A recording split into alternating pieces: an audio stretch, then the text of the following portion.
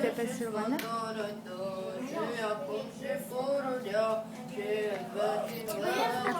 Acum te văd și pe tine. Vreau să treci monitorul de culoare, porului care mă presie și care nu vine cu sărbătăților și la întor de viață. Vino și de sfârșit și mai și pe noi de toți în tine și ea. Și mântuia și până la sufletul noastră și de Dumnezeu și de tare și de vrămoasă ești Dumnezeu. Și de Dumnezeu și de tare și de vrămoasă ești Dumnezeu. Și de Dumnezeu și de tare și de vrămoasă ești Dumnezeu. Sărbătoare și Dumnezeu. Preasfântărie ești Dumnezeu, Doamne, curățește păcatele noastre, să ne iartă fără legile noastre, și deșteptează și vindecă răzbunțile noastre pentru și numele Tău.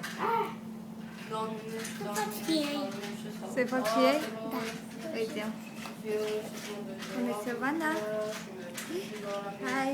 Tatăl nostru care ești în ceruri, sfințească-se numele Tău.